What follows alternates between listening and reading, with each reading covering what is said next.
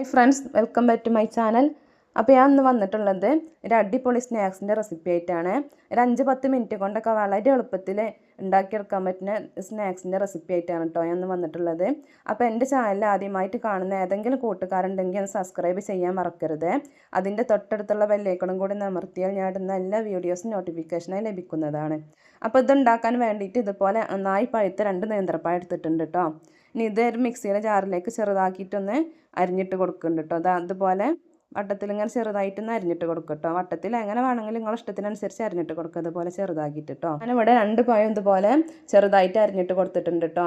ഇനി ഇതിലേക്ക് 2 ഏലക്ക ഇട്ട് കൊടുക്കുന്നുണ്ട്. അതുപോലെയുള്ള 2 ഏലക്ക ഇട്ട് കൊടുക്കുന്നുണ്ട് കേട്ടോ. ഒരു നല്ലൊരു ഫ്ലേവർ കിട്ടാൻ വേണ്ടിയിട്ടാണ് കേട്ടോ. ഇനി ഏലക്ക ഇഷ്ടമില്ലാത്തവരാണെങ്കിൽ അത് സ്കിപ്പ് ചെയ്യാം കേട്ടോ. ഇനി മധുരത്തിന് ആവശ്യമായ പഞ്ചസാര ഇട്ട് കൊടുക്കുന്നുണ്ട്. പിന്നെ ഒരു നുള്ളു ഉപ്പും മധുരം ഒന്ന് ബാലൻസ് ചെയ്യാൻ വേണ്ടിയിട്ടുള്ള ഒരു പിഞ്ച് ഉപ്പും കൂടി ഇട്ട് കൊടുക്കുന്നുണ്ട് കേട്ടോ. പിന്നെ പാകത്തിന് വെള്ളം കൂടി ഒഴിച്ചിട്ട് നന്നായിട്ടൊന്ന് മിക്സിയിൽ അടിച്ചെടുക്കുക കേട്ടോ.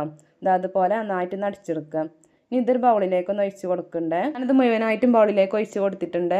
ഇനി ഇതിലേക്ക് ഒരു നുള്ളു ബേക്കിംഗ് സോഡ കൂടി ഇട്ട് കൊടുക്കുന്നുണ്ട് കേട്ടോ.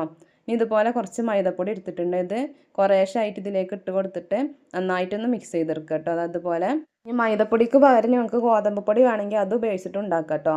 ഗോതമ്പ് പൊടി കൊണ്ടും ഉണ്ടാക്കാം കേട്ടോ ഈ സ്നാക്സ്. എന്നിട്ട് ഇതുപോലെ ഗോതമ്പൊടി ആണെങ്കിലും ഇതുപോലെ തന്നെ ഇങ്ങനെ കുറേശ്ശായിട്ട് ഇട്ട് കൊടുത്തിട്ട് വേണം കേട്ടോ അങ്ങനെ മിക്സ് ചെയ്യാൻ.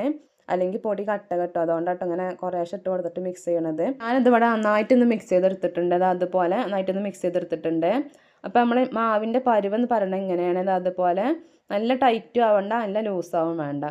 സ്പൂണിൽ നിന്ന് ഇങ്ങനെ താഴേക്കിടുമ്പോൾ ഇങ്ങനെ ചാടുന്ന ആ ഒരു രീതി ഉണ്ടാവില്ല. അങ്ങനെ പൊക്കവടൊക്കെ ഉണ്ടാക്കുന്ന ആ ഇതില്ലേ, ആ ഒരു രീതിയിൽ കേട്ടോ. ഇനി ഒരു പാൻ അടുപ്പത്ത് വെച്ച് നന്നായി ചൂടായതിന് ശേഷം അതിലേക്ക് കുറച്ച് ഓയിൽ ഒഴിച്ച് കൊടുക്കണ്ടേ. ഇനി ഓയിൽ നന്നായി ചൂടായതിന് ശേഷം ഇതുപോലെ ഓരോ സ്പൂണായിട്ട് ഇങ്ങനെ ഇട്ട് കൊടുക്കുക കേട്ടോ. അതുപോലെ ഓരോന്നായിട്ട് ഇങ്ങനെ ഇട്ട് കൊടുക്കുക. ഒരു ഭാഗം ബ്രൗൺ കളറായി വരുമ്പോൾ ഒന്ന് മറിച്ചിട്ട് കൊടുക്കുക കേട്ടോ. അതുപോലെ ഒന്ന് മെല്ലൊന്ന് മറിച്ചിട്ട് കൊടുക്കും. ഞാനിതിവിടെ മുഴുവനായിട്ടൊന്ന് മറിച്ചിട്ട് കൊടുത്തിട്ടുണ്ട്.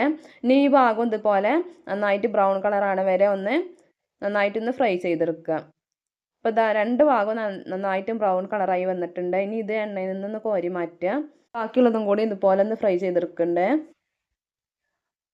ഞാനിതിവിടെ മുഴുവനായിട്ടൊന്ന് ഫ്രൈ ചെയ്തെടുത്തിട്ടുണ്ട്. അതുപോലെ നന്നായിട്ടൊന്ന് മുഴുവനായിട്ടൊന്ന് ഫ്രൈ ചെയ്തെടുത്തിട്ടുണ്ട്.